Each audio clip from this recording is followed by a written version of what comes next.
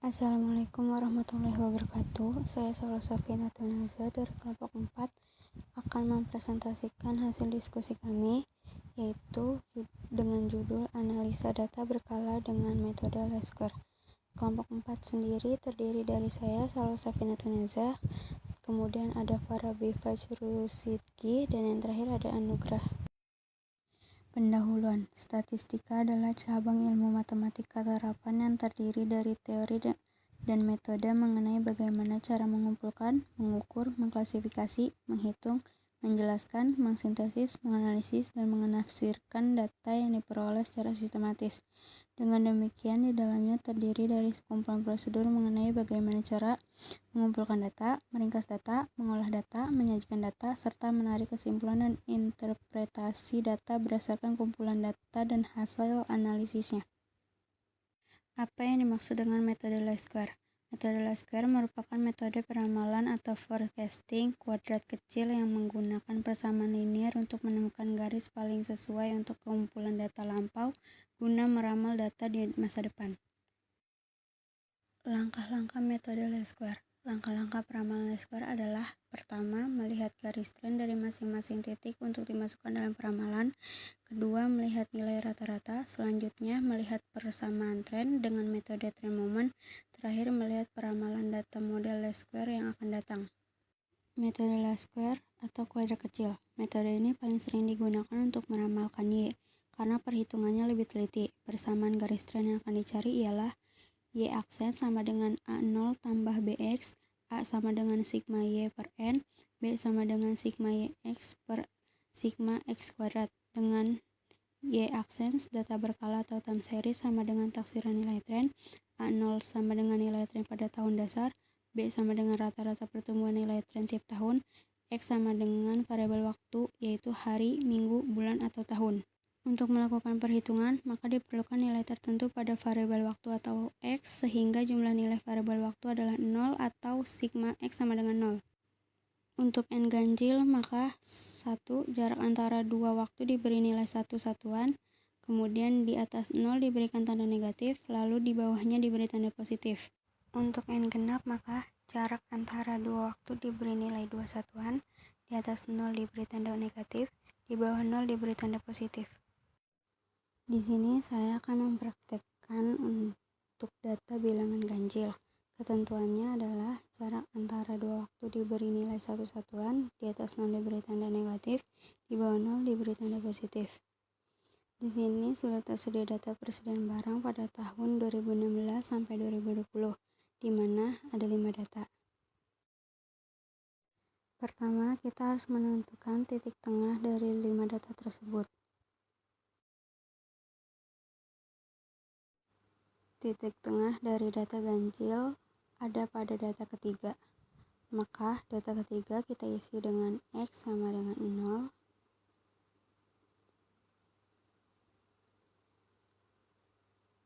Lalu di atas 0 diberi tanda negatif dengan negatif 1, lalu negatif 2. Dan di bawah 0 diberi tanda positif, yaitu 1 dan juga 2. Selanjutnya di kolom XY. Di sini kita akan kalikan nilai X dengan nilai Y. Jika sudah, kita kalikan semua data yang ada.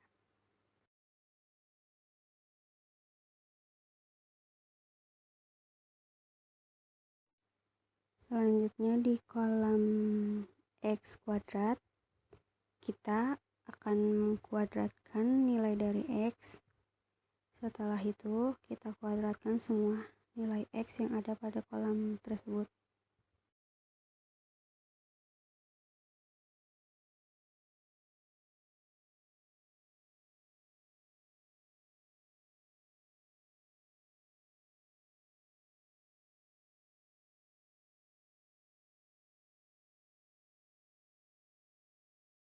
Jika sudah, maka kita tinggal jumlahkan nilai Y. Di tabel Y, kita jumlahkan semuanya. Lalu, jumlahkan juga tabel pada tabel XY dan juga tabel X kuadrat.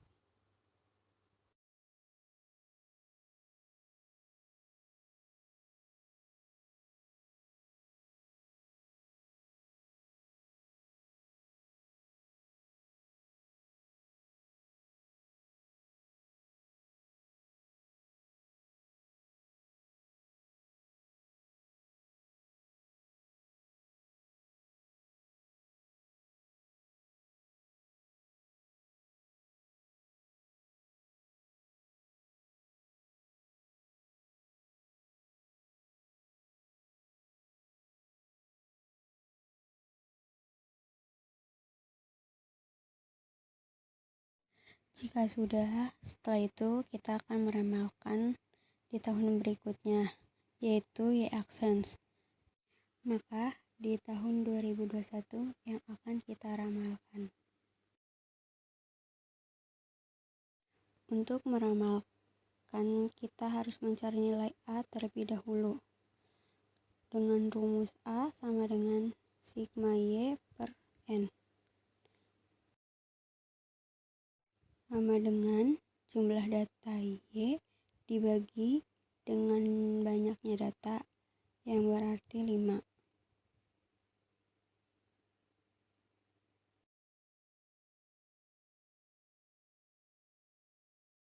Maka diperoleh nilai 156 untuk A. Selanjutnya kita akan mencari nilai B. Nilai B dengan rumus B sama dengan sigma XY per sigma X kuadrat. Sama dengan jumlah data XY dibagi dengan jumlah data X kuadrat.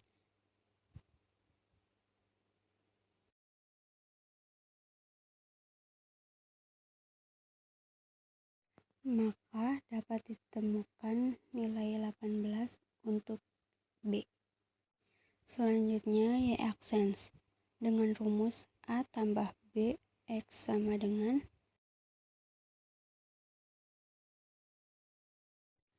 kita akan masukkan nilai A ditambahkan dengan nilai B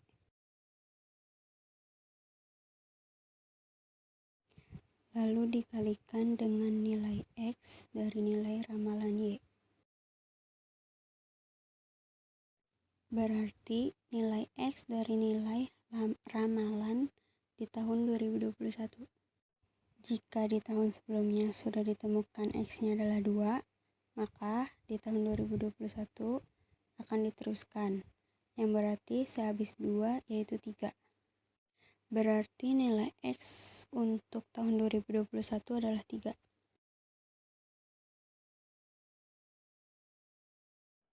Nah, untuk ini, maka sama dengan nilai A ditambahkan dengan nilai B, kemudian dikalikan dengan nilai X dari ramalan Y, yaitu 3,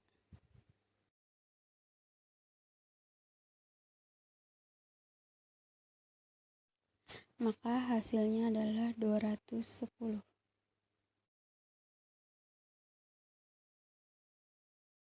Maka di tahun 2021 nilai Y-nya adalah 210. Perkenalkan, nama saya Anugrah dengan NIM 3200189. Di sini saya akan mempraktikkan metode least square untuk jumlah data genap. Ketentuannya ada 3. Yang pertama, jarak antara dua waktu diberi nilai 2 satuan. Yang kedua, di atas 0 diberi tanda negatif. Lalu yang ketiga, di bawah 0 diberi tanda positif. Dan di sini saya sudah tersedia data persediaan barang tahun 2016 hingga 2021 yang terdapat 6 data. Di sini kita terlebih dahulu menentukan nilai X-nya, yang mana titik nilai 0 itu terdapat di antara data ketiga dan data keempat, sehingga kita isi di sini dengan minus 1 dan ditambah kelipatan 2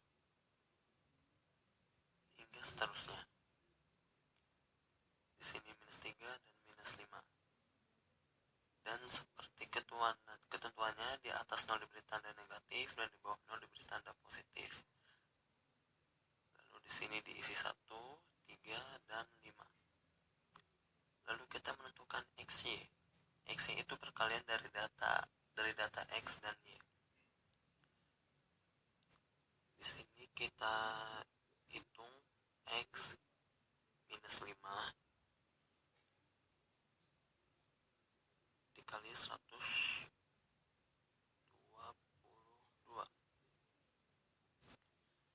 dan hasilnya adalah 160 dan seterusnya dikalikan hingga hasilnya jadi seperti ini.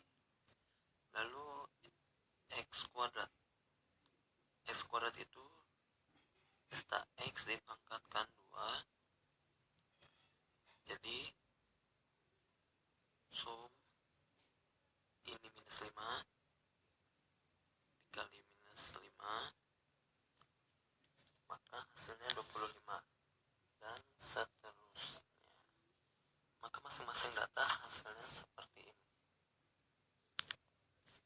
Sekarang kita menghitung jumlah data persediaan. Jadi tinggal ditambahkan dari 122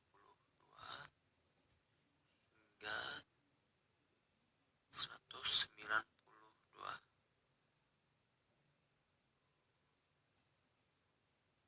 Maka jumlah semuanya adalah 172, dan data X tidak perlu dijumlahkan karena hasilnya tidak digunakan. Lalu sekarang kita jumlahkan dari data X-nya. Sum dari minus 610 hingga 910 dijumlahkan. Jadi hasilnya 540.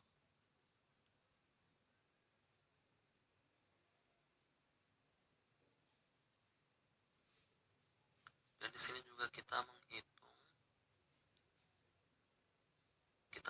jumlah semua data X kuadrat.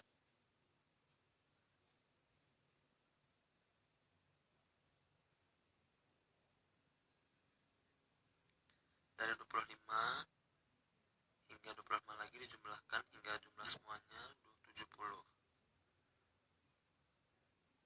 Lalu sekarang kita menghitung nilai A. Nilai tren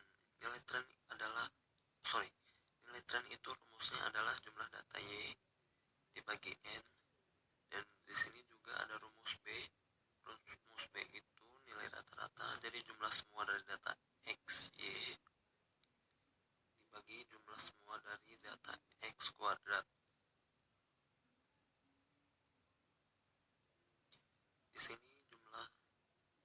sini ada rumus Y aksen. Y aksen itu besaran nilai yang diramal. Dengan ketentuan rumusnya A plus BX. Sekarang kita menentukan terlebih dahulu A. Nilai A trennya. Nilai trennya itu dari jumlah Y berarti 972 per N, yang artinya 972 dibagi N. N itu jumlah semuanya. Jadi ini jumlah semua data dari 6 data. Jadi kita hitung 972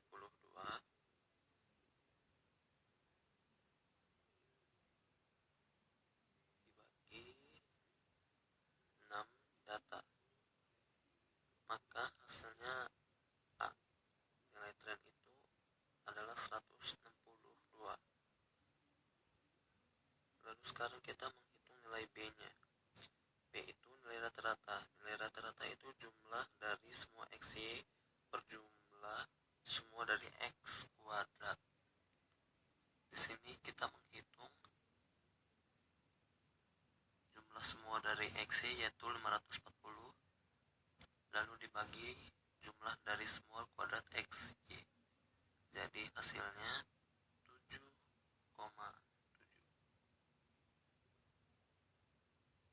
Dan di sini kita menghitung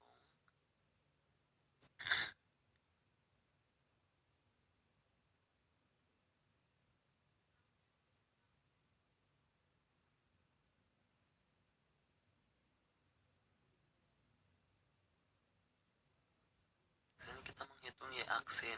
Y aksen itu besaran nilai yang diramal. Rumusnya adalah A. A ini hasilnya 162.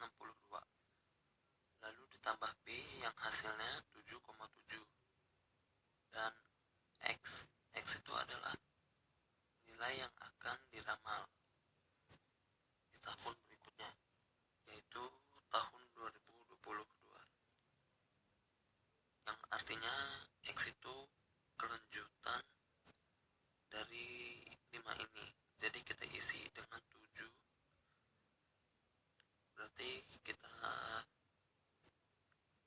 anggap di sini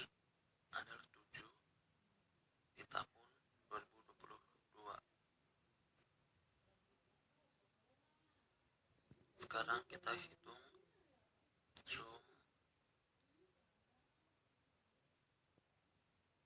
A berarti 162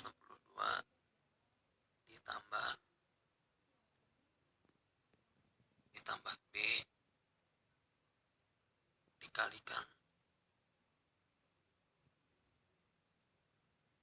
7, maka hasilnya adalah 216.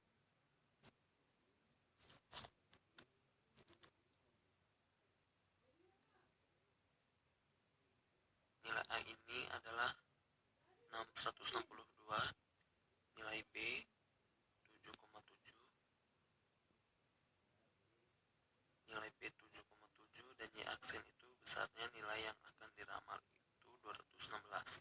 Jadi persediaan di tahun 2022 adalah 216. Kesimpulan, peramalan yang diberikan oleh metode Laskwer dalam data berkala cukup baik, dan itu menunjukkan bahwa metode Laskwer merupakan metode yang lebih teliti sehingga sering digunakan untuk menghitung data berkala. Selain itu, metode Laskwer juga tidak hanya untuk meramalkan penjualan, tetapi bisa juga untuk berbagai macam peramalan, perkembangan produksi, dan lain-lain. Sekian dari kelompok kami, kurang lebihnya mohon maaf. Wabillahi taufiq wal hidayah. Wassalamualaikum warahmatullahi wabarakatuh.